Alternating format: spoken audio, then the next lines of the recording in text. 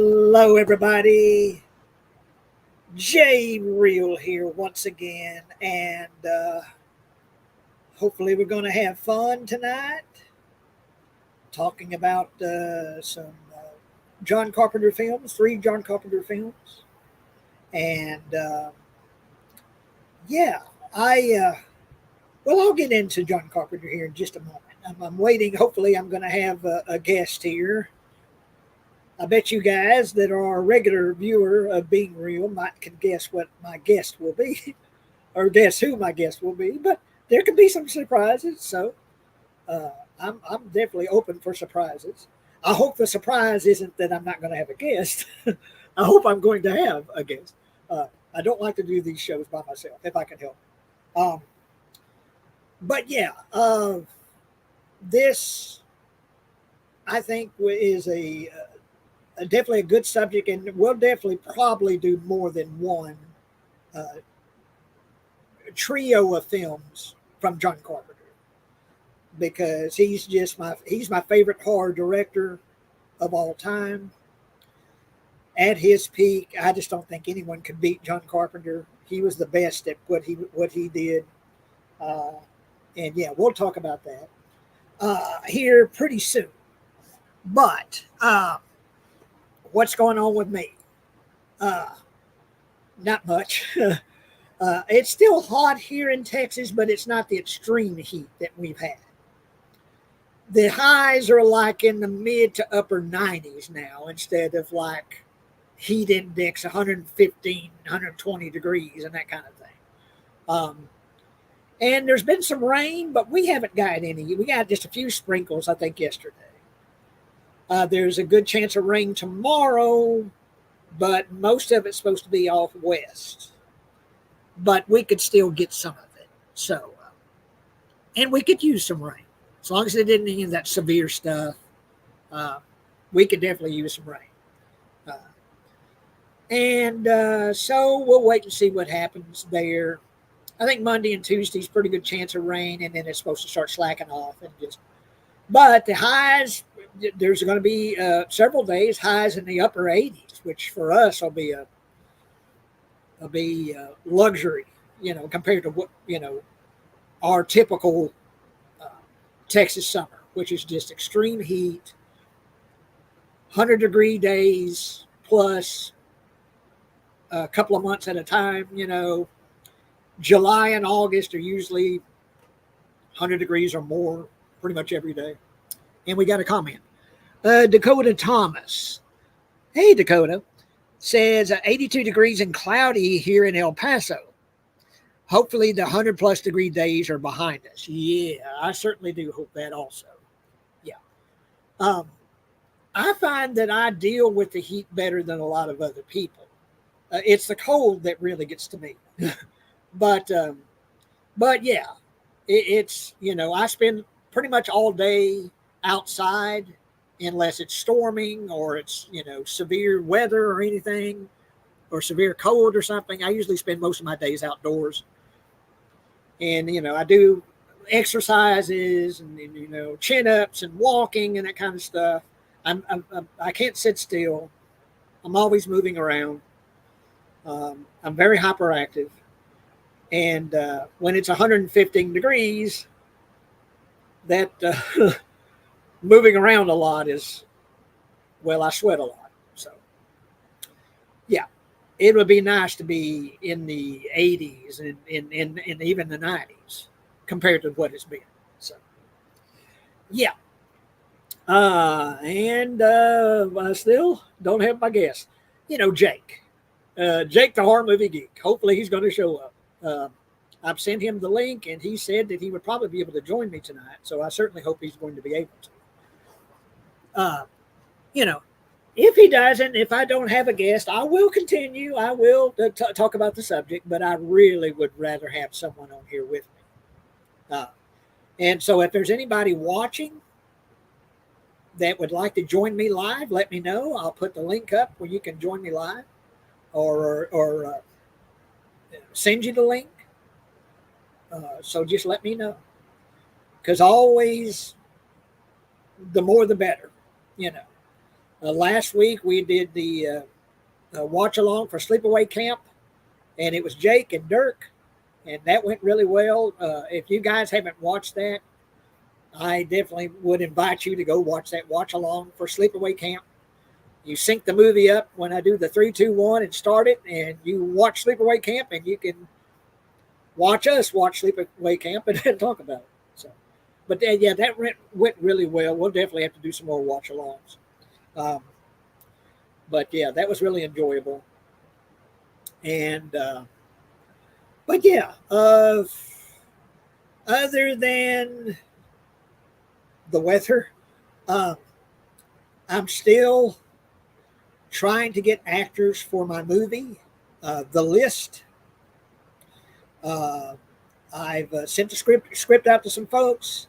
I've got one actress cast, uh, and Rain Ebbett, who is set to play Iva in The List, the older sister, but still need to cast a younger sister, Grace, and then 2 males. They're going to basically play bad guys.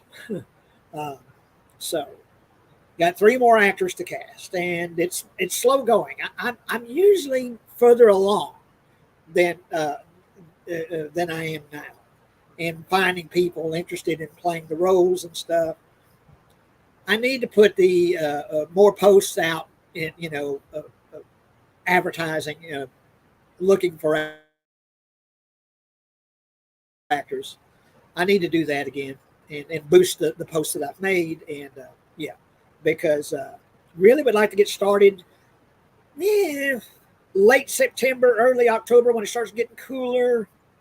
Um, but yeah, that's as far as that's something that I really would like to get started on. My next short film, The List, and if anyone out there would be interested in reading the script, send me a message. Let me know. I'll send you the script. You read it. I'll share the list. I'll share the script with anybody. Now it's very adult. It's very adult subject. It deals with child abuse. Now there's no child abuse in the film, but there's characters in the film that have either committed the crime or are dealing with having the crime committed, child abuse. But there's no depictions of child abuse in the film. But yeah, uh, uh, and it's dramatic, and people die, and it gets it's sad and scary and very dramatic, and yeah. Um, and maybe my next film I'll do another comedy. Like She Made a Monster. I'd like to get silly again and do another comedy, but this one is really serious. But I think I really like the characters in it, the 2 sisters. Um, I like the story quite a bit, and the people that have read it say they really like the story, and so yeah, really looking forward to getting started on The List. So, uh, and what else? If I'm still waiting to see if Jake is going to join me. So I'll wait a little bit longer to see if he'll join me or if anyone else would join. I sent the list, the link to a few other people. See if anyone else might join me here. Uh, but hang on, let me see if I can message Jake. Hang on. Pardon me just a moment, please.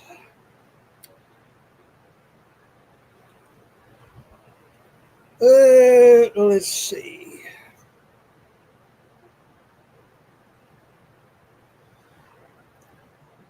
Okay.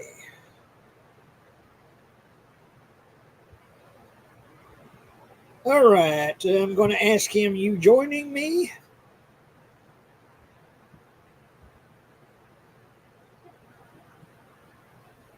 All right. And we'll see. Like I say, he might be busy. He might be doing something. Something might have come up. And yeah, I certainly understand that. But we'll see if I get a response from him. And yeah. Um, But yeah, we have anybody watching? I see 6 people. So if you're watching, please speak up. Let me in the comments here. Let me know if you're watching. Uh, I'll wait a little bit longer before I begin the subject of the talking about the Carpenter films. But if you have anything you would want to say or anything you want to ask me, um, because like I say, this particular subject will definitely do more than this. We'll pick 3 films. And then there's some other directors we could do the same thing. Pick 3 films and talk about the director and talk about the films. But we'll do some more of Carpenter because he is by far my favorite horror director. At his peak, there was no one that could beat John Carpenter to me. Uh, and what I think Carpenter was so good at was atmosphere. He could just, I mean, when you're watching a John Carpenter movie, you know you're watching a John Carpenter movie. He had a very distinctive way of creating atmosphere, and yeah, uh, like I say, at his best, he was the best, John Carpenter to me, um, and we're going to talk tonight about Christine, Prince of Darkness, and The Thing. And one of those movies is one of my all-time favorite movies. I wonder if you can guess which one that is. It's my favorite horror film. And frankly, it's just one of my favorite films, period. You know, I've always said my favorite movie is Jaws. But probably my second favorite film is one of the films we're going to talk about tonight. Or maybe it's just going to be me talking about them. Yeah. But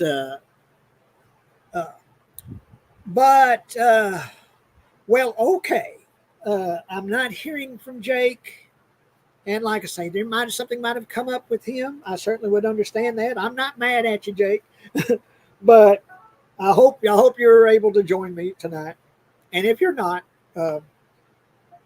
then I'll certainly understand. I know things happen, things come up, and can't help that.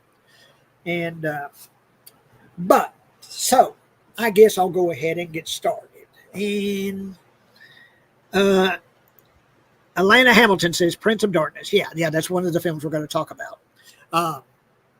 But I'm going to begin with Christine. Now, one thing about John Carpenter, the man had a very distinctive style. Like I say, the way he could create atmosphere and stuff. And he had a very unique vision, and he knew it too, because the way his films began was John Carpenter's Christine, John Carpenter's The Thing, John Carpenter's Prince of Darkness. It began with his name. You know, he's letting you know, this is my movie. This is my vision. It may not be my original story, but what you're going to see is my vision. John Carpenter's Christine. Now, of course, it's based on a Stephen King book, a very good book. I love it. Stephen King's my favorite author. I'm reading, what's the one where the guy goes back in time to try to prevent the assassination of John F. Kennedy? What is it? 11/23/63? Is that the name of it? Something like that. Yeah. But I'm reading that now. I've just begun that. But yeah, he's my favorite author, Stephen King. And the movie is based on his book, Christine. And I was at one of the Texas Frightmare weekends where John Carpenter was one of the guests. And I sat in a Q&A session with Carpenter. And Keith Gordon was there, you know, from Christine. And but anyway, Carpenter was talking about how he got the job, basically. The movie before it, The Thing pretty much bombed at the box office.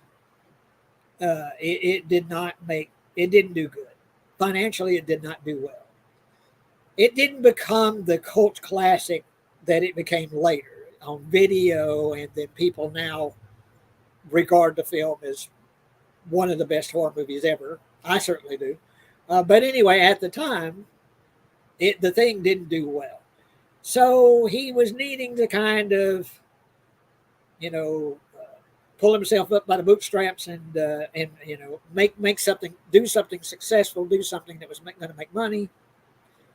And of course, Stephen King being so popular, it's just like, well, it's almost a sure thing directing a Stephen King movie. That even if it wasn't a good movie, people are going to go see it because it's Stephen King. But anyway, he talked about, he was, the way I understand it, he was more of sort of a director for hire. It wasn't something he was passionate about.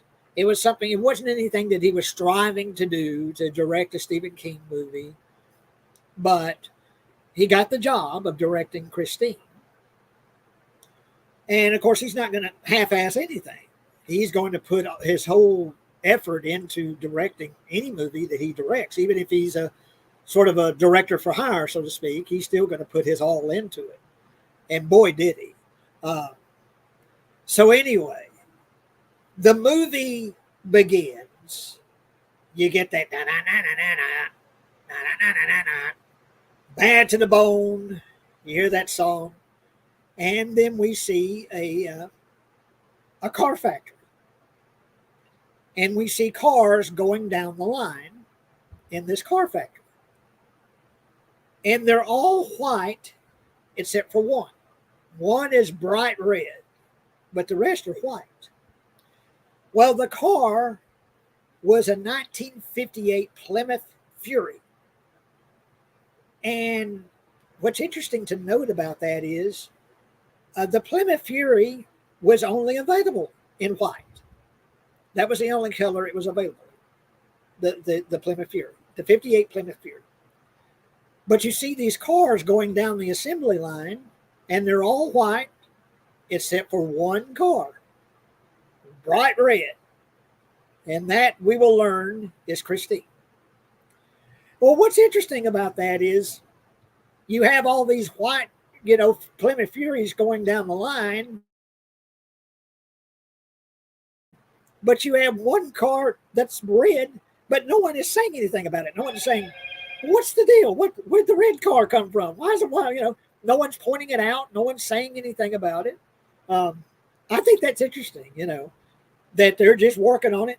And you get a guy that's, the hood is open on Christine.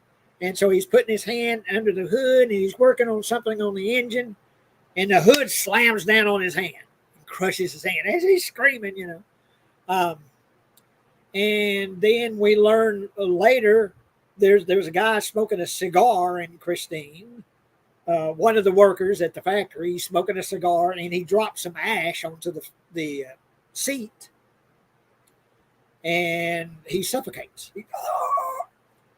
He suffocates and dies in the car. So, what happened there?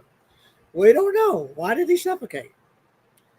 Well, we'll learn later. He was fucking with Christine. He had dropped the ash on the seat, and Christine didn't like that. So anyway, we're getting the sense that this car isn't just a car.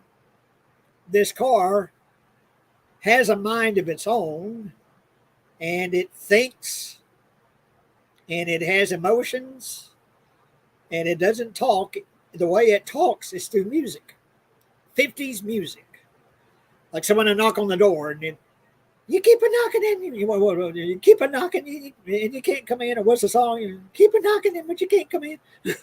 50s music. That's how Christine talks. Is through 50s music, which I think is just a great touch that Carpenter put in. Putting the 50s music, Christine playing the music. That's kind of the way Christine communicates, is through the music, 50s music. But anyway, we meet a high school nerd, Arnie, Keith Gordon. Uh, great actor. I love Keith Gordon. Pretty much anything I've ever seen Keith Gordon in, I love him in. You know, but anyway, he is the typical high school nerd. He wears glasses.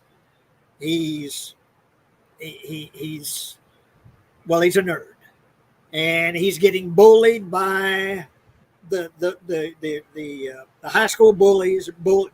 Rough him up, beat him up, steal his lunch, and one guy puts a switchblade through his lunch, and I think he's had like yogurt or something that spills out of the sack. So poor Arnie can't get a break because he's a nerd and he's getting bullied and he's getting beat up. And what is it that the name of the bully? I think it's a Buddy Ripperton. Hang on.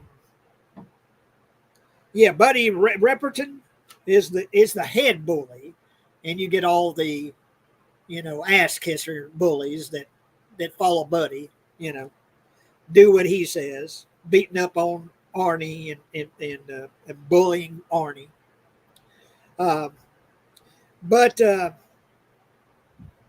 But anyway, Arnie also has a best friend, Dennis. And Dennis isn't a nerd. Dennis, he plays football. He's a real popular kid in high school. He's kind of a tough guy, but he's Arnie's friend. He feels bad for Arnie, and he sticks up for him, and tries to protect him. But yeah, Dennis is a real nice guy, and like I say, he's a real popular guy in high school, plays football and such as that, But he's Arnie's friend, and him and Arnie are, I guess walking. I think they're walking home from school, and they see this old guy in an old beat up car in the front yard. And it's beat to hell. It's rusty. It's covered in dirt. It's covered in weeds. I think the windshield is broken. There's pieces of metal sticking out. It's torn to hell. But Arnie sees that beat up car and falls in love right from the beginning. So they go up to the old man, and Arnie asks, well, how much do you want? How much do you want for the car? And I forget what the price is. It's outrageous, and Dennis said, oh no, that's outrageous. You won't pay that. He said, whatever you're asking, it's not enough, is what Arnie says, about the car. Well, the old man explains that the car has a name, and the name is Christine, and it used to belong to his brother, and he named it Christine, and he loved Christine. It was his pride and joy. And he tells a story, and it's this old guy, and he's wearing one of them things wrapped around his gut, with them hold your guts in or whatever, with them cinched up. What do you call them things that wrapped around your gut? Yeah. And what does he say about the car? He said, the smell of the new car. That's the best smell in the world, except for pussy. I didn't say it. He said it. Well, I just said it, but anyway, that's the best smell in the world, except for the new car smell. But anyway, he talks about Christine and about how such a huge thing it was for his brother. So anyway, Dennis tries to talk Arnie out of it, but he buys Christine. I think it runs, it barely runs, and he's able to take it home. It's barely holding together. It's about to fall apart just when he gets it on the road, Well, anyway, he gets it home, and his parents, they don't dig it at all. They do not like Christine. They tell him he cannot keep it there at the house. that they forbid him to have the car at the house. So Arnie's like, well, fuck you guys.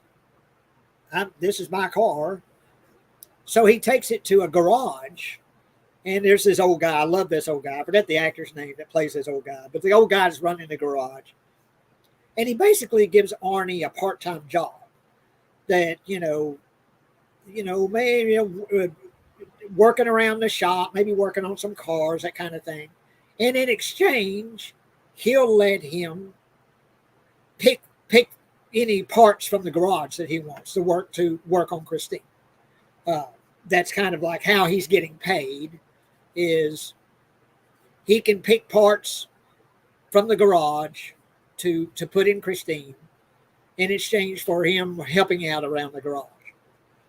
So that's what he does. And piece by piece, bit by bit, he restores Christine. And he gets Christine looking pretty and shiny and red and polished and running good. And he gets Christine looking pristine. Christine is looking pristine. But then, of course, you have these bullies that are fucking with Arnie, and he can't catch a break with the bullies. Dennis tries to protect him, and Dennis can't understand his obsession with Christine.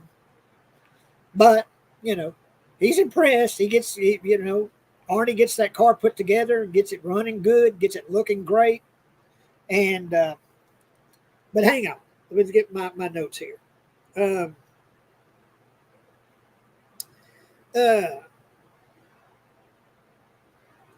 on. Sorry. Because I don't want to forget something here. And the old man that had Christine is George LeBay. Yeah, that's his name. Hang on. I'm getting a minute. Maybe Jake is entering. Okay, hang on.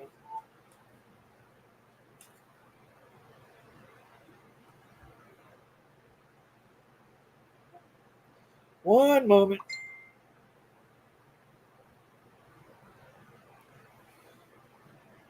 Sorry about that.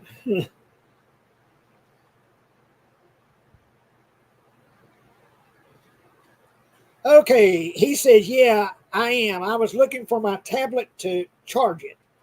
Okay. He was looking for his tablet to charge it. So Jake says he's still going to join us. So hope so. Hope. But anyway, at one point, Dennis goes back to the old man. And, he's because he's really worried because Arnie is really getting obsessed about this car with Christine.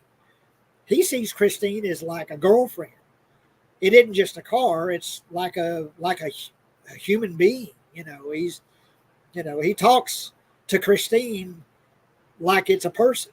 Me and Christine, me and Christine are going to do this. Me and Christine are going to do that, Well, Arnie also meets a girl. He meets a pretty girl. And hang on, let me, what is the girl's name? I'm so sorry, guys. But I want to get her name right. Lay. Yeah, Lay. He gets a girlfriend. He actually starts, as time goes on, and the more he gets more attached to Christine, he kind of loses his nerdy quality. In fact, he almost becomes like a bully himself. And he talks about the bullies and his parents and all of that. They're shitters. Yeah. Got to take care of the shitters. I can't stand the shitters. And that's how, anyone that opposes Arnie is a shitter. And that's how he terms them. They're shitters. But anyway, he starts having this relationship with this girl, Lay, or Lay, and that starts to go well. He, like I say, he starts to lose that nerdy quality. He starts to be cooler, where he was just this 14 karat gold nerd. Now he starts to be more, he definitely starts to be more confident, more self assured, but also he kind of gets this aggressive quality. He gets, almost like I say, almost like a bully himself. The way he talks to Dennis, the way he talks to his girlfriend, Leigh. And he talks to Christine, like I say, like it's a actual girl. Well, we find out Christine actually does have a conscience, actually thinks and has feelings. And at one point, Dennis goes back to the old man because he's concerned with the way that Arnie is acting. He's acting aggressive. He's becoming a different person because of Christine. And he goes back to the old man and he's asking, trying to get more information about Christine and with his brother. Well, he finds out that his brother and his sister-in-law both died in Christine. And let's see. Hang on. I got to keep going back to my notes here. Uh, well,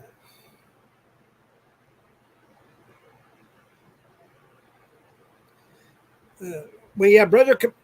Well, let's see. His sister-in-law and brother committed suicide. I think inside Christine, and at one point, Arnie and his girlfriend Leigh are at a drive-in, and well, Leigh doesn't like Christine at all. She tells Arnie, don't like the way you're acting, that you're obsessed with this car, and she hates Christine. She makes it known she does not like Christine. Well, Arnie he gets out of the car and leaves Leigh alone in the car. He goes to the snack bar, I think, to get some food or get some drinks or something. And we hear music. I forget what the song that pops up, and then the lights inside the car get real bright, and Leigh starts choking. It's like Christine is trying to strangle Leigh to death inside that car. And she's, and like I say, the lights inside the car get real bright. And then finally Arnie shows up and he's like, Christine, stop it. He's hollering at Christine to stop. And Christine lets her go, lets her live. Yeah. So there's a near-death experience with Leigh that she nearly gets killed by Christine because Christine loves Arnie and Arnie loves Christine. And Christine does not like there being another girl in the picture. She doesn't like the competition. She wants Arnie to herself. Well, at one point, we have the bullies again. Buddy Ripperton and his ass-kissing buddies. They go into the garage where Christine is being stored. Arnie's not there. And they take baseball bats and such, and they smash Christine to bits. Smash the windshield, dent the hood, beat Christine, and just beat Christine into a crumpled heap. They trash Christine. And of course, Arnie, when he goes back to the garage, he sees that Christine has been destroyed, been beat all the hell, and windshield smashed in and all that. And he's all so upset, he's crying, And he walks up to Christine, all smashed in and all that. And he sees something. There's something, a part of the car, in the dash or something like that kind of creaks and moves. And Arnie goes, okay. He doesn't say that, but he knows what's about to happen. And so he backs up in the garage, and he's standing in front of Christine, and he goes, okay, show me. And then one of the coolest segments in movie history for me is Christine repairing herself. Uh, that she starts to come back together. The dented hood straightens out. The smashed in windshield reforms and comes back together. All the dents and everything come back together, and it's a simple effect. It's basically just reverse film, is what it is. It's just taking, but it's done so effectively and it's so cool. And then when he says, okay, show me, Christine's headlights flash bright, and you hear that great John Carpenter music, and Christine repairs herself. And that's such a cool segment. That's one of my favorite segments in any movie, is Christine putting herself back together. And then when she's finished, she's shiny and bright and good as new. She looks like a new car after being smashed all the hell back. So, yeah. So cool. And that segment is so cool. Well, now it's time for Arnie and Christine to get revenge on these bullies. And basically, one by one, these bullies are hunted down. There's one guy, he's walking down the street or something. He's walking down the street, and here comes Christine behind him, and he's like, "Oh, you're not mad, are you?" "Oh, yeah, I'm mad." And Christine runs him down. I think he runs into an alleyway, and Christine goes through this alleyway, and of course she's getting all crumpled up. But she runs him down into this alleyway and crushes him against the wall. And then the police start to investigate because they've got these, dead bodies showing up. And, they suspect Arnie because they know Arnie's has been bullied by these guys. And they question Arnie. I don't know. I think what he says, something like, "I don't know, you know about shit washes off," or something like that, But I don't know what happened. Of course, he's smiling at him, because he knows what happened. He knows it was Christine that did this. But anyway, and then at this point, Arnie is completely gone. He's become another person. Like I say, he's become basically, he's become almost a bully himself, And, Dennis can't get to him. His girlfriend can't get to him. Life is just all about him and Christine. And there is nobody else that really matters. And getting the bullies killed off and, getting revenge, and just, that's the only thing he cares about, is him and Christine. Well, the movie comes to a climax where Dennis and his girl and Arnie's girlfriend, they get Christine to pursue them back to the garage, and there's a final confrontation between Dennis, Arnie's girlfriend, and Christine. And then eventually Arnie gets behind a forklift, and he runs it into Christine, and to get, but before that, Christine is,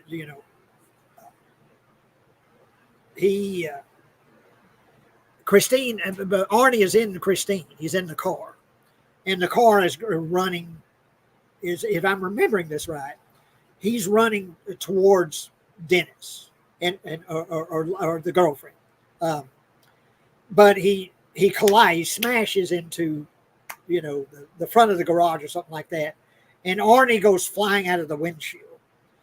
And then Arnie sits up, and he's got a piece of the windshield in his throat. And he chokes to death and dies. And so that's how Arnie dies. And, Christine, you see the headlights, fade, they're shining, and then they fade, they fade to shut off. Christine mourning the death of Arnie.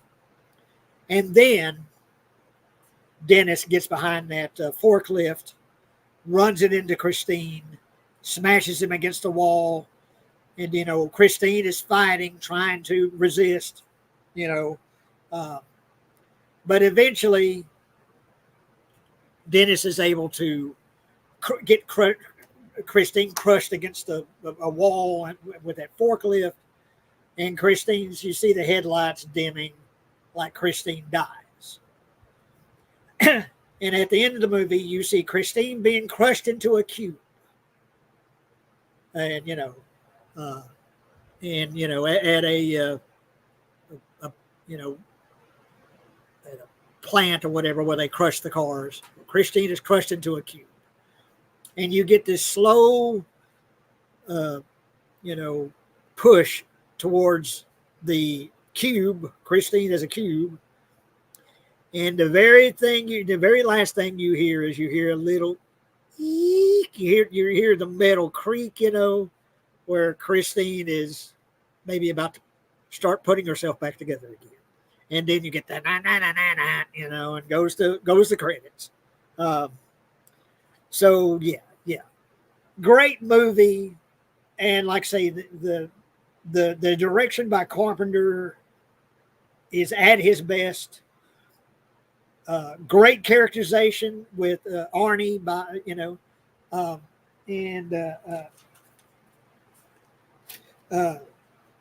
Keith Gordon.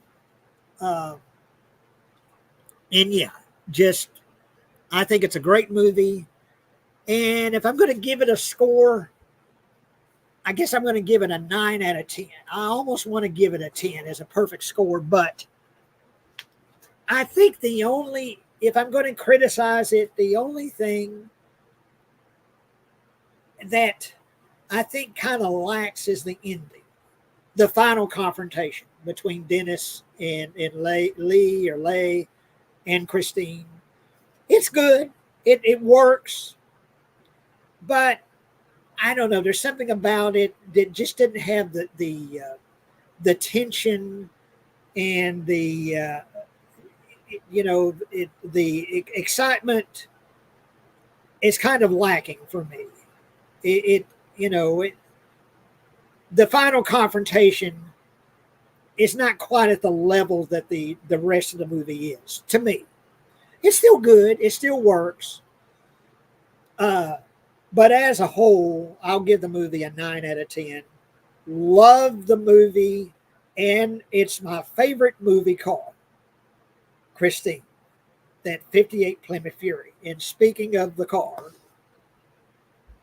I've showed these before, but I'm going to show them now since I'm talking about the movie. Okay. First things first, Christine. And this is a die-cast car. And of course, if you're a nerd like I am, you never take it out of the box. It's never been taken out of the box. But anyway, yeah. Christine. But yeah, it's a die-cast car. It's got some nice weight to it. But I love this. Got some nice weight to it. It'd be cool to actually see it out of the box, and you see all around it and see behind it and all that, but no, I'm not going to take it out of the box. And I've had this, probably, 10 years. What's that? 58 Plymouth Fury. Yeah. There's the first Christine. And then here's a Hot Wheels Christine. Yep. Let's see. Retro Time says, so Jay, what happened between you and Kathy? You two were great together on the streams. Retro, I'm not going to speak about that. It's a personal matter. It's nothing major. I love my sister. I think she loves me. I'm sure she loves me. But she's not here to speak for herself, and so I'm not going to get into it. It's not a huge major thing. She felt that I come up short on a certain matter. I felt like I'm not going to say what I felt like. Like I say, I'm not going to talk about that. Like I said, I love Kathy. She's got her own channel. If you guys want to go and look up her YouTube channel, we'll be good again, I think. But we're just having a little. We're taking a break. I'll put it that way. But yeah. But yeah, I do. I miss having her here. She definitely helped add a lot of fun to the show, and would certainly wish her well with her own show. And yeah, but yeah, Retro. I'm not going to talk about that. I'm sorry, sir. But anyway, yeah. Here's the Hot Wheel Christine. Yeah, and here's a plastic model kit, which of course never will be taken out of the box. Yeah. Yeah. But yeah, plastic model kit. And the last thing I think is cool, I looked this up. I don't think this is really worth it much, but it's still kind of cool. It is a Johnny Lightning Frightening Lightning's car. And the car they're advertising is the Ecto 1A from Ghostbusters 2. Yeah, this is the car they're advertising. But the car you get is Christine. And it's got a little, I don't know, a little button thing there, Christine. But yeah, they're advertising the Ecto, but the car you get was Christine. So I guess it's a mistake was made or whatever in manufacturing or whatever. But I think that's kind of cool. Yeah. I looked this up. There's others out there like this, and it's not worth a whole lot of money, so I just think it's cool though. Yeah. So there's another little Christine. This one don't have the same detail. It doesn't have the white, or silver or whatever. But it's still kind of cool. Yeah. So yeah. Christine. I love the movie. I'll give it a 9 out of 10. And yeah. Okay. Still waiting to see if Jake's going to join me. He talked kind of like he was going to join me, but he said charging his pad. So is that what he uses to talk to me? I don't know. Maybe it is. But I guess let's talk about Prince of Darkness. And this is a wild film. The whole premise of this is pretty wild. And you have this church, and you've got a priest, Donald Pleasance, of course, from all the Halloween films. But Donald Pleasance plays this priest. And there's a priest that dies, and on his body, he's got this container that's got a key in this. It looks like a little chest, and it's got a key. And Donald Pleasance uses the key to open this door. And in the basement of this church, And hang on, let me pull up Wikipedia, because explaining this, I think Wikipedia would explain this better than I would. So hang on.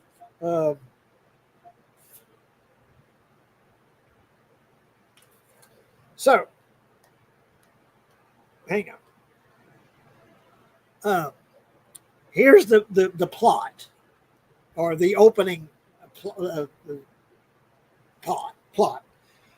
A Catholic priest invites quantum physicist Professor Howard Birack and his students to join him in the basement of the Los Angeles monastery, St. Godard's, belonging to the Brotherhood of Sleep, an old order who communicate through dreams.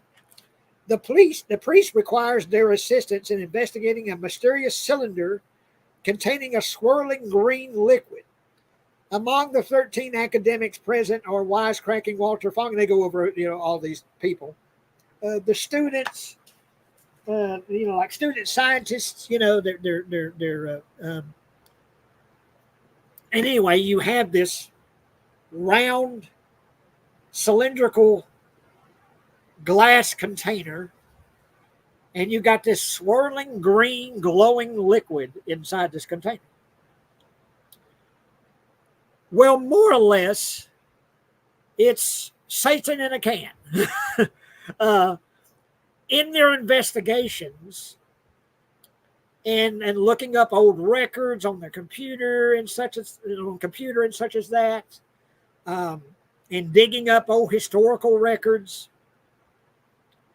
they basically theorize that this is basically the anti-God, basically Satan, inside this swirling green liquid, glowing green liquid in this cylindrical, this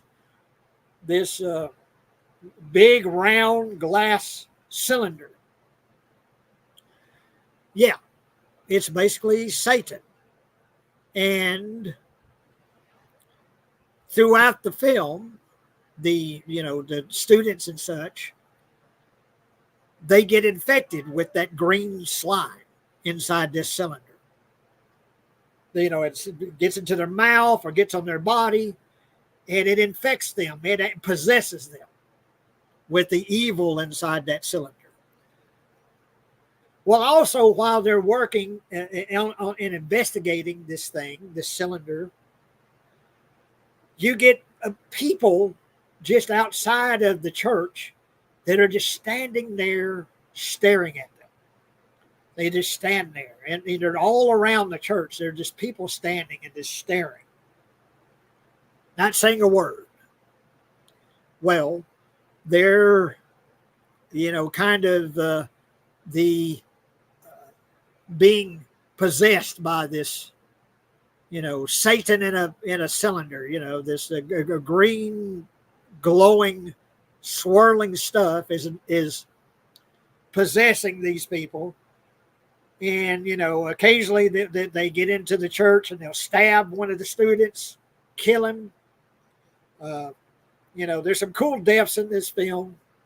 A lot of stabbing, with I think one guy gets stabbed to death with a pair of scissors. I think the first guy, he's outside of the church and he's looking around. He sees one of these weird people that are staring at him. He has this like a metal spear that he runs through one guy and kills him. And also, in investigating the history of this glowing stuff, they look at old records and they see that Jesus apparently was an alien that had visited Earth to warn the Earthlings about this evil, this, the green stuff, the personification of Satan, of evil. And of course, they didn't believe Jesus, and they killed him. They crucified him.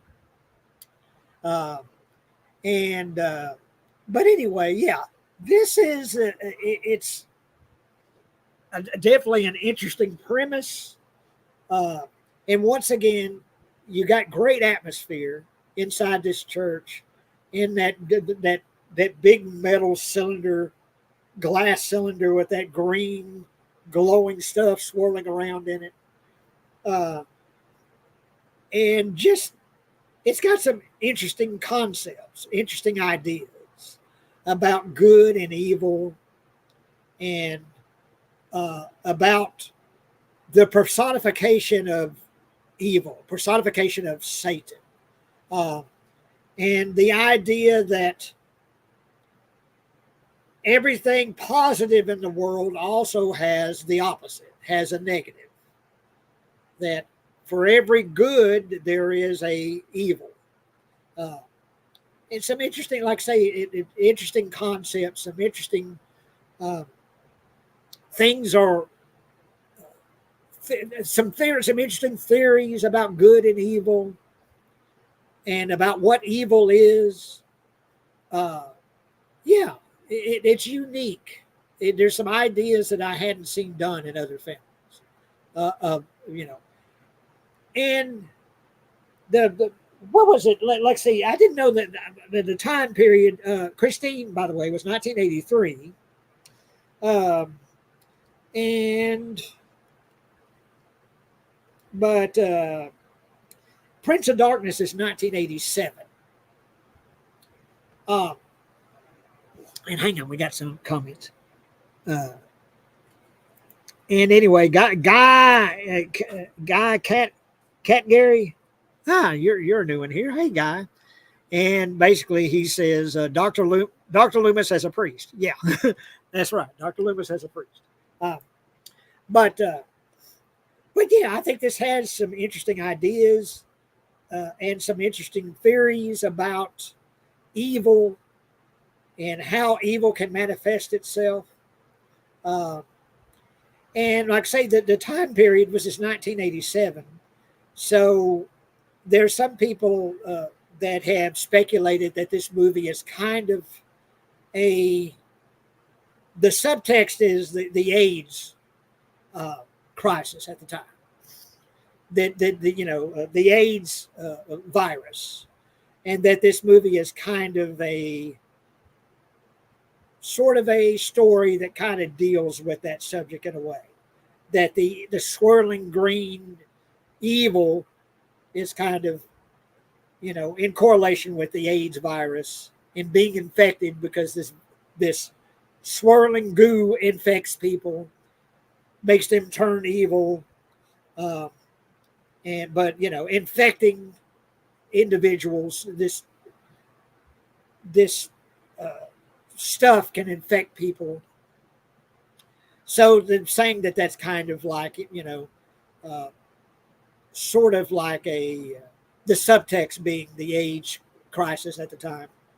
Uh, I don't know if I really saw that in watching the movie, but in watching it during the time period, maybe I could see where you could kind of make that connection.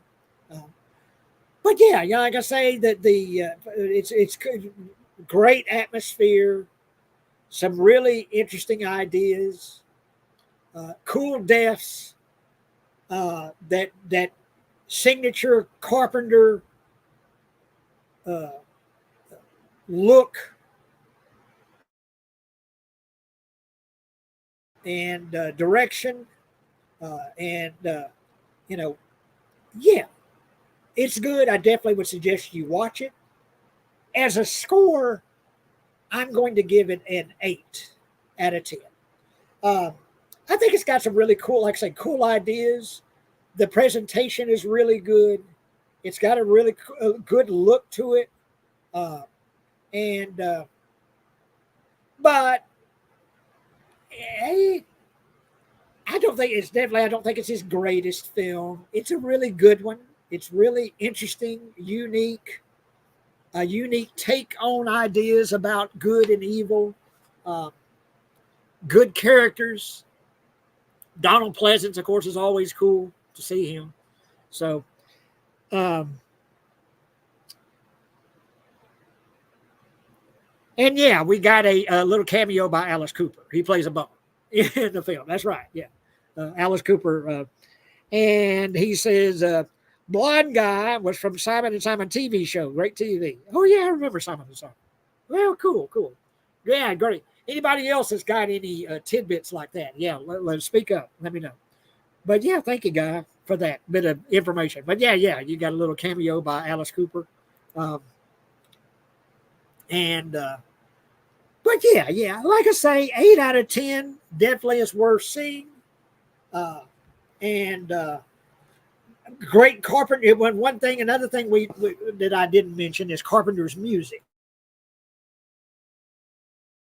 because he's also a musician, a keyboard artist, and most of his movies he does the soundtrack himself, or did the soundtrack himself.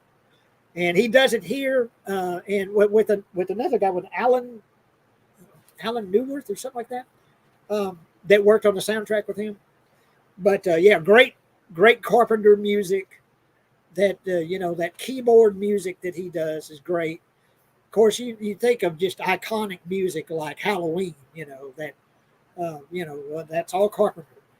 He did all that. Except for the last film we're going to speak of. He did the soundtrack to pretty much all his films, I believe. Yeah. And this Prince of Darkness is the second film in what they call the Apocalypse trilogy for Carpenter, where Carpenter is basically saying in these films, as a human race, we're fucked. The way these films end is, and with the Prince of Darkness, ends on a note where it's like, oh shit, we're in it again, because they think they defeat this evil.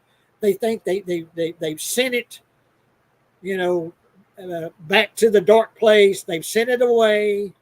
But at the very end of the film, you have a character going up to a mirror, and he's reaching for the mirror, because that's how you sort of would pass over into the dark realm, is go through a mirror, uh, and so you see him reaching for this mirror, and then it goes to black.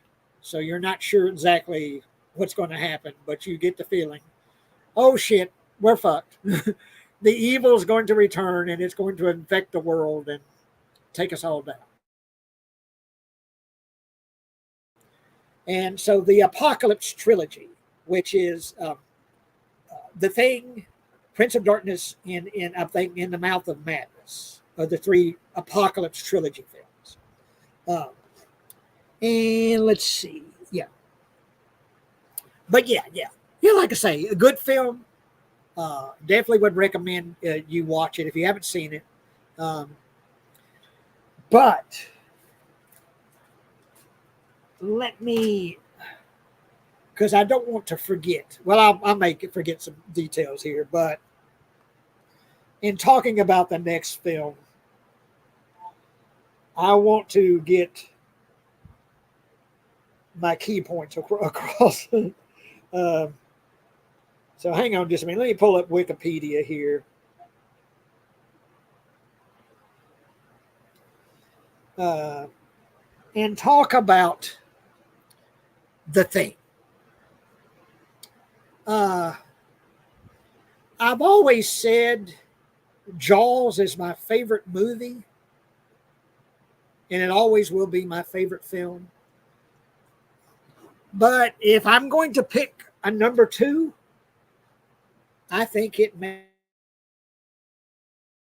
be The Thing. It is by far my favorite horror film. There's great ones of, The Exorcist and Texas Chainsaw Massacre. There's great horror films that I love, but at the top of the heap is The Thing. Oh my gosh. I think this is his best film, Carpenter's best film. I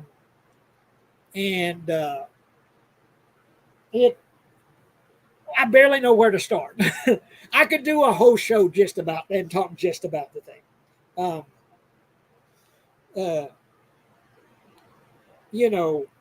Kurt Russell. Oh my gosh, Kurt Russell started off doing Disney films as a kid. I used to watch these old Disney films with Kurt Russell. And then, he did, Escape from New York with Carpenter and all that. That's what, when we talk about another trio of films, we'll definitely include Escape from New York. But, oh my gosh. This is a film that I may watch 4 or 5 times a year. It's what I call one of my comfort films, where if I'm just going to watch something and I just want to be entertained, and of course there's thousands and thousands and thousands of different movies I could be watching, and very often I'll put on The Thing because I know I'm going to be in for a great time. But anyway, The Thing. Well, it's in Antarctica. The film begins in Antarctica. Very, very cold. Snow everywhere and below zero every day, and it's very, very cold. And you got this helicopter flying by. And you've got this Norwegian pilot piloting this helicopter, and he's chasing a dog. And it's like one of those old sled dogs. Well, not old, but it's he's chasing in this helicopter, and he's shooting at this dog. And he keeps missing the dog, and it was hitting the snow and all that. But yeah, he's trying to kill this dog. And of course, this dog is running, fleeing away from this guy in the helicopter, this crazy guy in the helicopter that's shooting at this dog. They come to an American research station in the Antarctic. And it's this research station. And, they're like, they see this guy in the helicopter chasing this dog, and they're like, what the fuck? And they see that he's shooting, and they think their own lives are in danger. So, they start shooting at the helicopter, shooting at the guy at the helicopter. And they bring the helicopter down, and they kill the guy. They kill the guy in the helicopter. And the dog escapes and runs towards them, and they let the dog into the research station. And yeah, that's how this movie begins, with this, well, first, these great credits. John Carpenter's, once again, starts with his name, John Carpenter's The Thing, and it's burning into the screen like fire, The Thing. And you see this UFO flying through space and flying towards Earth. And then you have The Thing burning onto the screen. And then you have the crazy guy in the helicopter, and he gets shot down by the guys inside the research station. Well, then we meet the characters in the research station, and it's headed by Kurt Russell. And I'm trying to RJ McReady. Yeah. But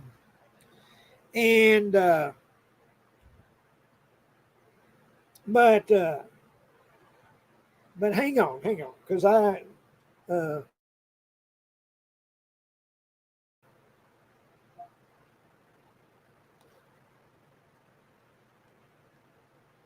right, just a minute.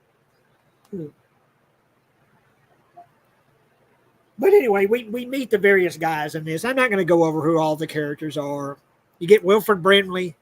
Remember Wilford Brimley with the diabetes? I love his character in this film. But anyway, I'm not going to just go over just the whole film from beginning to end. But the basic plot is, this dog that this guy was chasing. It comes into the research station. It's these guys in the middle of Antarctica. Like I say, it's freezing, and they're what they're researching. I don't know, they're researching the weather conditions or something like that. I forget what they're researching. But you get these guys that are in this research station, and this dog comes in, and they're taking care of the dog. They feed the dog, they pet the dog, and then they put the dog in the kennel with the other sled dogs, and then they leave the dog alone with these other sled dogs, and we see this dog, and we zoom in, and then the dog's face splits open, and tentacles start flying out of the dog's body. This ain't a dog. This is not a dog. And then it attacks the other dogs, and attaches the tentacles of these other dogs, and well, they Kurt Russell and the other guys come in with flamethrowers, and this thing becomes a creature. This dog becomes a creature with this long, neck, and this mouth that opens up, and Kurt Russell's got a flamethrower, and he burns it alive. Well, so what the fuck? So anyway, they don't know exactly what's going on. So they want to try to figure out what the fuck. So they fly to the Norwegian Research Center, where the crazy helicopter guy came from, to try to investigate what the deal is. Why they were chasing this dog that became this monster. And they go to this research center, and they find this guy frozen in a chair, and he slit his own wrist, and you see the frozen blood dripping out of his arm. And they find this big, out in the snow, they find a big hole in the ground, and they investigate that, and basically it's a fucking UFO, a big giant UFO in the ground, burned into the ground. And they find just, a few feet away from the UFO, they find a hole in the ice. And when they go back to the research station, they find a big block of ice, and there's something inside the ice. And so they take that back to the station with them. And they find outside also, they find this mangled body that's, it's got his head, it got his human head, and it's split open, and it's like two heads converged. And anyway, the special effects guy, Rob Bottin, did amazing practical effects for this film. Some of the best ever created for a film. Probably my favorite practical effects ever created for a movie, particularly a horror movie, is in The Thing. So they take this body that they found in this big chunk of ice that's got something inside the ice. They take it back to their station. And Wilford Brimley is like the doctor of the facility. And they're doing an autopsy on this mangled body that's like all misshapen, and got arms coming out the side and such.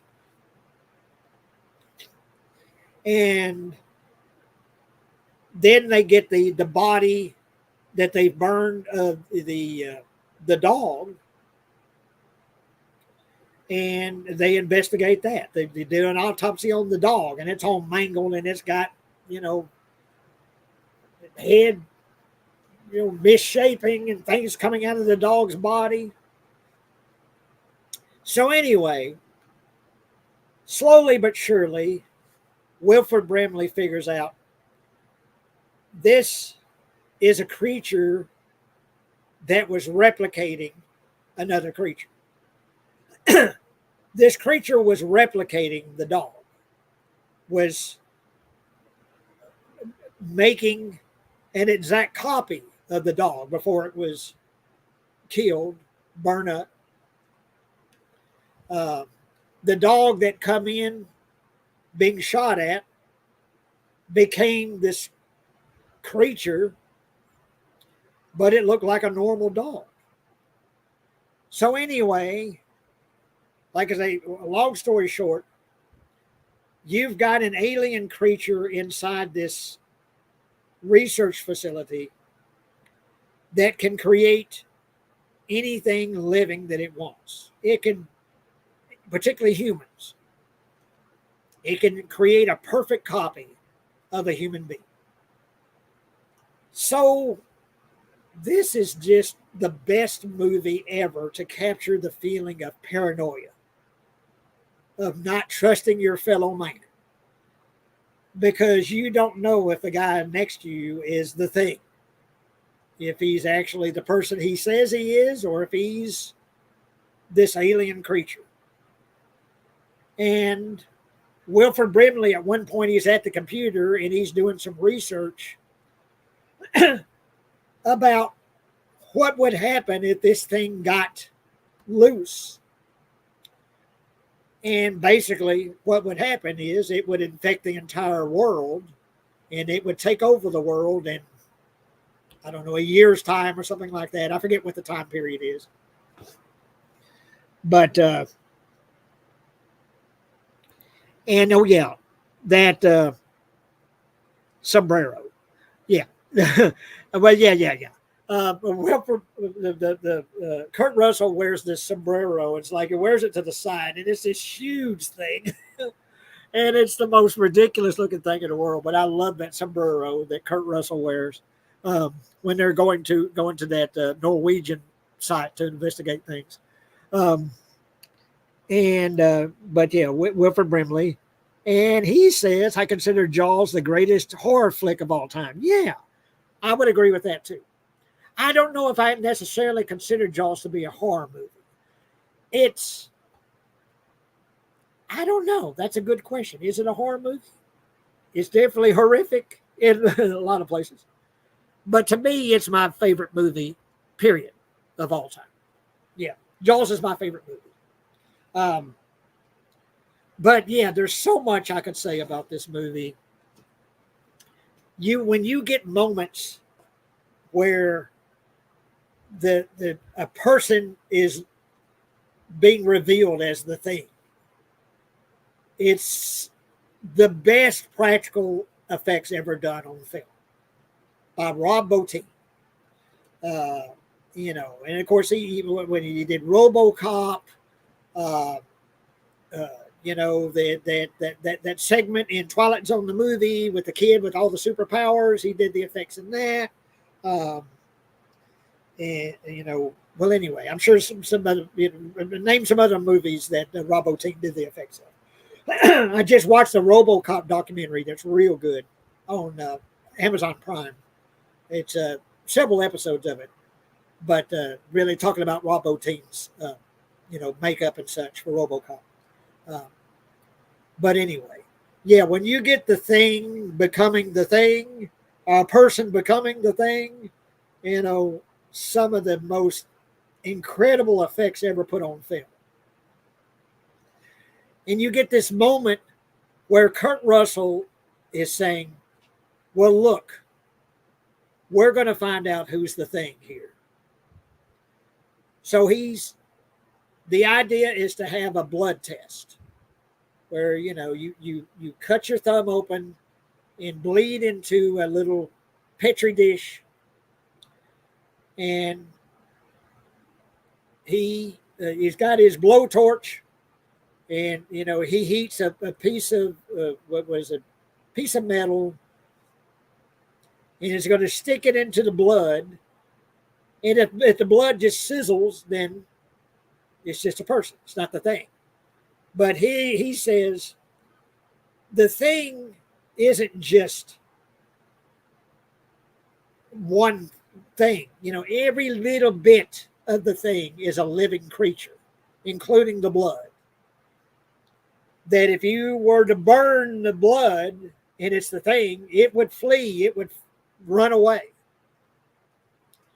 So it's one of the greatest scenes ever captured in a film is the blood test scene in the thing, where Kurt Russell's holding these petri dishes full of blood, and he sticks this, piece of metal that's burning, it's hot, into the blood, and it sizzles, and one guy said, "Well, fuck this, this is so stupid." He said, "Yeah, well, I'm going to do you last, And then he sticks the metal, the burning metal, into the blood, and it screams and flies away. And it's not the person they thought he was is not the thing. You find out there's another guy there, and they're strapped to this couch, so they can't move. And this guy's becoming the thing, and his head splits open, and he grabs a guy, with this, his head splits open and becomes this mouth, and he grabs this guy, and oh God, chaos ensues. And he gets the blowtorch and he's burning the thing. And then the great scene where you have one of the characters has a heart attack, and so they got him on a bed, and they got a defibrillator, and the doctor. It's not Wilford Brimley. I don't guess he's the doctor, but he's a physicist or whatever. But you've got a guy with a defibrillator going to put it on his chest to get his heart pumping, and he puts the defibrillator on his chest, and his chest opens up, snaps and bites his arms off, and it's the thing. And then you got this neck that comes out of the chest, and you got the the head of this guy on this long neck, and it's the thing. And then the head detaches from the body, and it's got legs, and you see it crawling out of the room, and the guy's looking at that crawling head. He's, "You gotta be fucking kidding me." One of the greatest lines in a movie. "You gotta be fucking kidding me." When you're seeing that head crawling, trying to crawl out of the room. He burns it with the blowtorch. But yeah, like I say, I could go on and on about the thing. But just suffice to say, it's one of my favorite movies, period. My favorite horror film. But yeah. And when the time it came out, E.T. was in the theater. So you've got the thing competing with E.T., and you've got this movie with all these gruesome, really gory effects from Rob Bottin, where the people becoming the thing, and their arms stretching out and their heads splitting open, and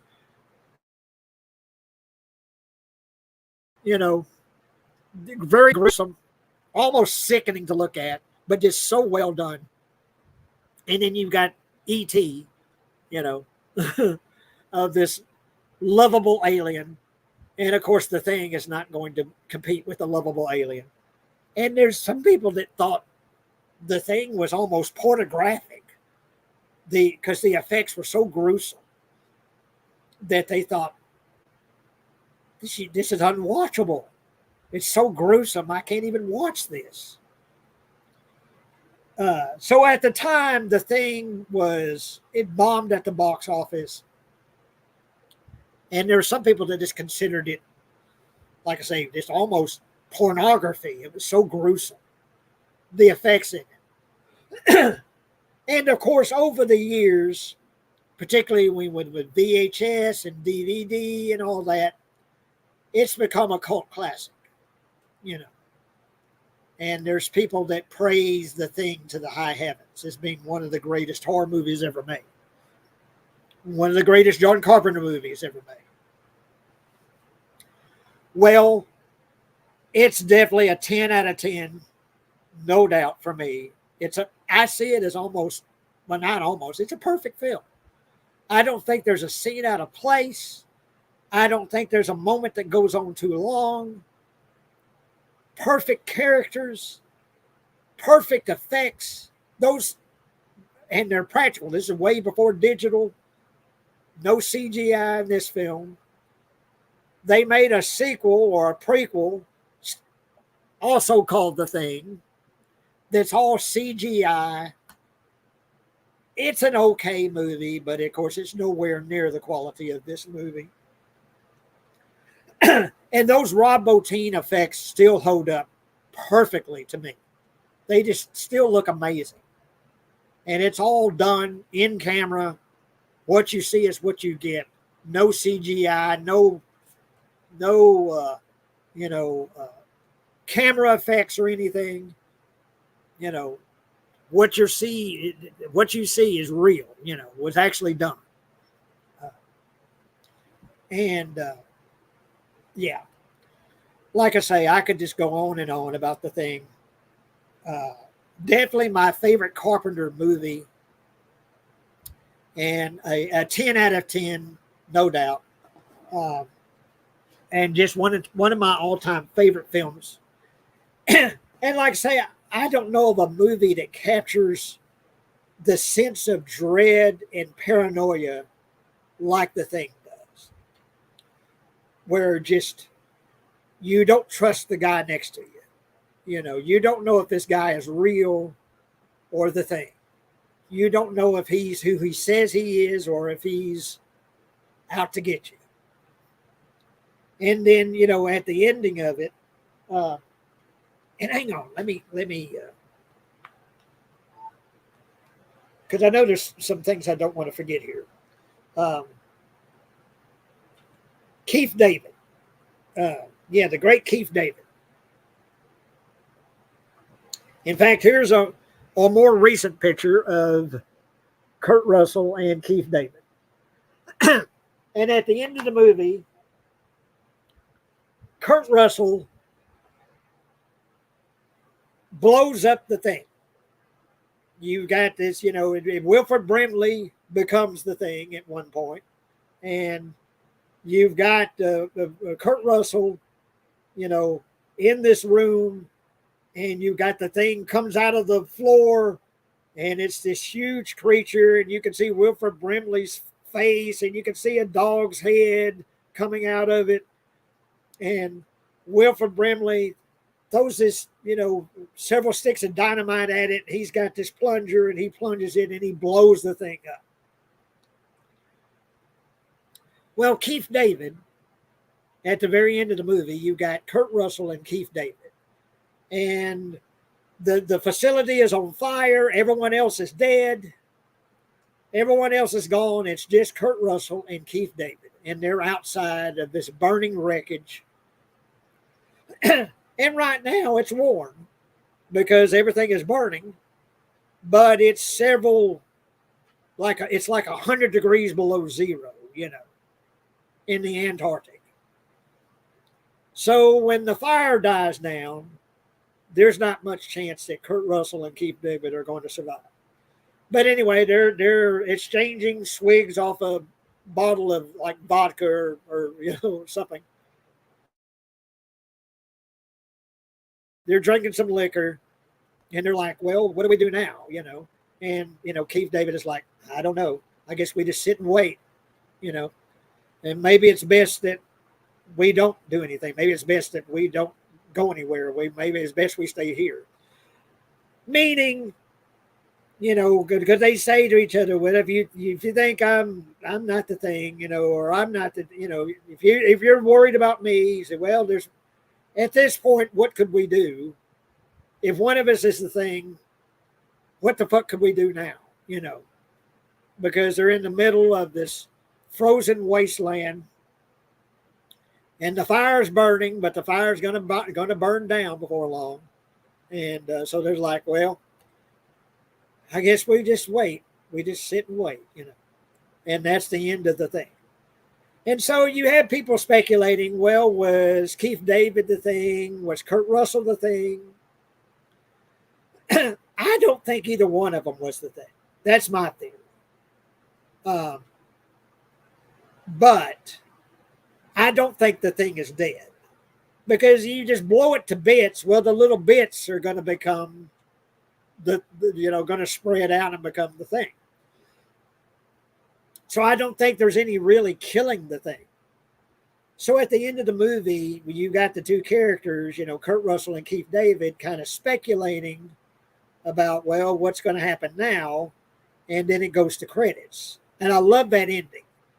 The ending makes you wonder, well, what is going to happen now? It doesn't answer that question.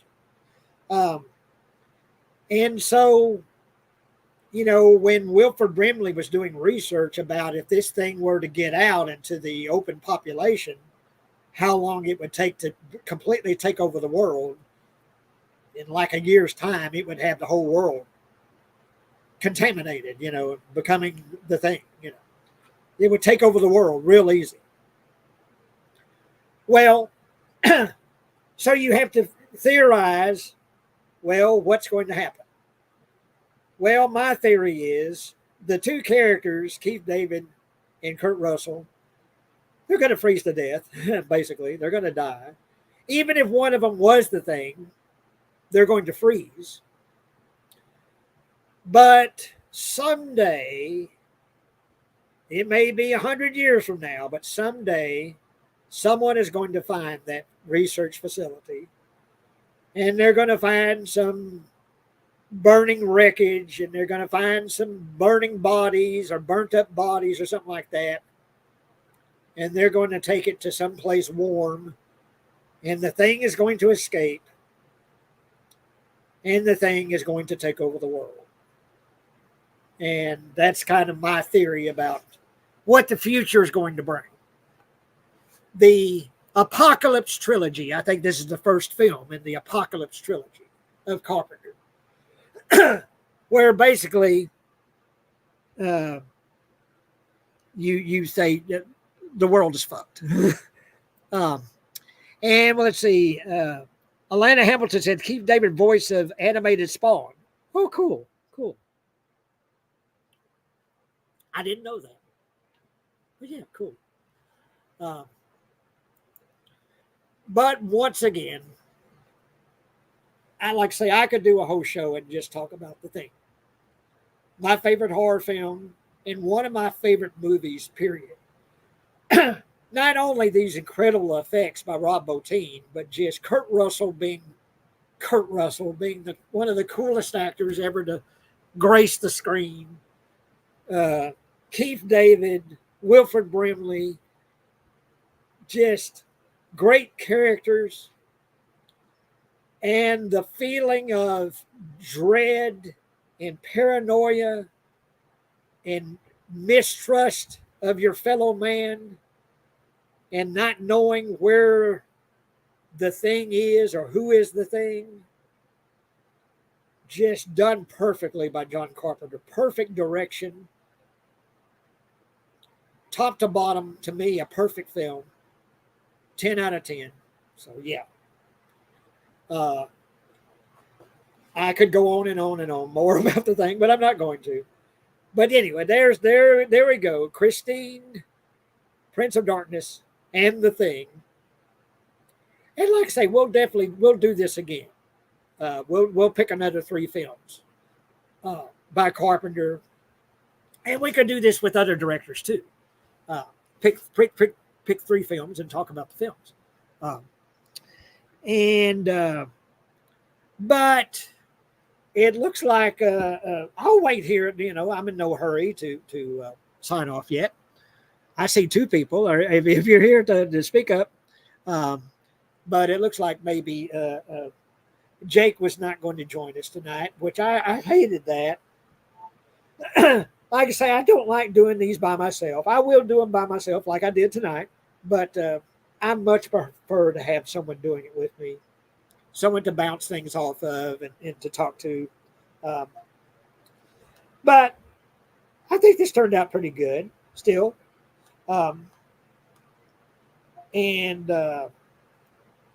definitely want to thank everyone that showed up tonight. Let's see, who all do we have? Dakota Thomas, Alana Hamilton, Retro Times, Guy Calgary. I'm sorry if I'm mispronouncing that. Uh, yeah, Atlanta Hamilton. Uh, thank you guys for showing up and taking part in this discussion. And once again, as I always say, or not once again, I say this all the time, please give us a thumbs up. Please hit that thumbs up. That helps us to get seen, helps us to get discovered. I was talking to Wes from Dead Pit, and I don't know if he's going to do this or not, about the possibility of maybe having Being Real also streaming on the Dead Pit channel. Because, I've been doing stuff with those guys for 20-something years, just off and on. Used to do celebrity interviews with them. Close to 20 years I've known those guys. Love their show, love what they do. And thought maybe we could kind of do a collaboration thing there, that maybe Being Real could also air on their channel. It certainly would help us get views, because they get some, really great views. We do okay here, I get 100 or so, but I think everyone that shows up, and if you're watching, like I say, please give us a thumbs up, spread the word. If you're enjoying what you're seeing, please let folks know about the show. And like I say, I'm not sure what the next show will be about. I really like tonight, talking about the three Carpenter films. So I really think we'll do this again. We'll pick another trio of films. And but not sure exactly what the subject of the next show will be. But we'll do this again soon. But I'll stick around here a little longer. If you guys have anything you want to ask me or anything you want to tell me, if you have any ideas for a future show, let me know. Speak up, because I pretty much any subject is open. Because we talk about movies, but books, music, anything. I'm open to making this show whatever you guys think would be good. So yeah. And what am I wearing today? I'm wearing this kind of a 60s thing. You got the peace symbol, and I don't know what else. What all was in here? It's kind of a 60s psychedelic theme. And of course, you got my bare body, because it's hot. And yeah. And I'm in boxers. Yeah, I'm in boxers. I hadn't shown my boxers. I share my bare legs when I'm not showing my boxers. I haven't shown my boxers, but except for just now. But yeah. But I'm trying not to be too revealing. So,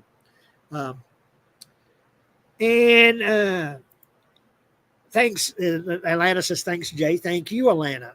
Thank you for showing up. Thank you, everybody, for showing up and for speaking up.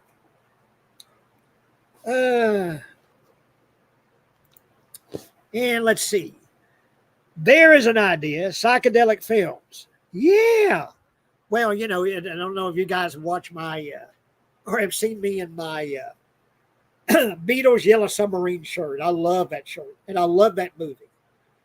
And an animated Beatles movie. And talk about psychedelic. That movie is just pure psychedelia. I love that movie. But yeah, talk about psychedelic films. That'd be good. I need to look up what would be considered psychedelic films. I consider Yellow Submarine to be a psychedelic film. It's animated, but it's very 60s, extremely 60s. You got the Blue Meanies, and you got the Beatles, and Yellow Submarine, and he's a real nowhere man, and yeah. But anyway, love Yellow Submarine, and I definitely consider that a psychedelic film. But yeah, that's a good idea, Atlanta. Psychedelic movies. But yeah, this is my psychedelic shirt, and yeah. Well, what I got about 20 minutes till 9. I don't know if we'll go till 9. Maybe we've got some more people that would chime in here. Let's say for 8:45 my time. So about another 5 minutes. And but yeah, I like that idea, Atlanta. Uh, but yeah, this has been pretty good. I miss Jake. I'm sorry that he wasn't joining us tonight. Definitely always like to have someone joining me. And I will do this by myself, like I did the Twilight Zone show by myself, and I've done a few others by myself. But I always prefer having someone on here with me. So if anyone watching thinks they might want to join me in a future live stream, let me know. Send me a message or message me here or send a comment, make a comment here. Because definitely would like to just get as many people as possible to join us on the live stream. Because last week we did the sleepaway camp with Dirk and Jake and really enjoyed that. So, yeah. To get anyone that would like to join me on the live stream, let me know, please. But hang on just a minute.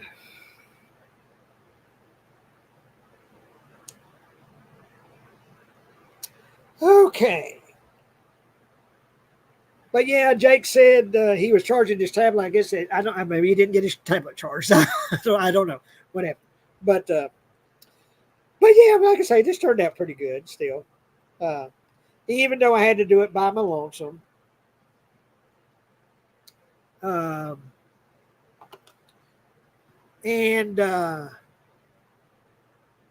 but yeah, just trying to think if there's anything else to say. Uh, like I say, my main focus right now is to try to find the actors for my movie. I got one real key part cast, hopefully, but I need the character of Grace, which is the younger sister. I need to find her and two men, and they're going to play former child molesters. So, yeah, I can see people just beating down the door to play those parts. But I tried to make the parts interesting. I tried to make them human characters. They're not just, blind monsters, but they have committed terrible crimes. But I tried to make them interesting characters to play, that even though you're not playing a good character, you're playing hopefully an interesting character and a human character. I tried to make the characters human. So I think I'll get it done eventually. I've been lucky in finding actors for my films, and I think I'll eventually find the actors for the list. But definitely hope to get some more action on that soon. And I need to do some things on my part. I need to put some more posts out about that on Facebook and try to get the word out more. I got a lady that was in a film a couple of films back, and she's been helping me a lot. Connie Copeland, and I think it's her granddaughter that's cast to play Iva in the list. And she's looking for people for me, and she's been helping me a lot. So thank you, Connie, so much. I don't know if you don't watch the show, but anyway, thank you, Connie. But okay, I guess maybe we'll sign off then. Like I say, I think this turned out pretty good, even though I had to do this by myself. And talking about 3 great Carpenter films. And The Thing being one of my all-time favorite movies, period. My favorite Carpenter movie, my favorite horror movie. And what was it? Christine was a 9, Prince of Darkness an 8, and The Thing 10. I'd give it 100, whatever.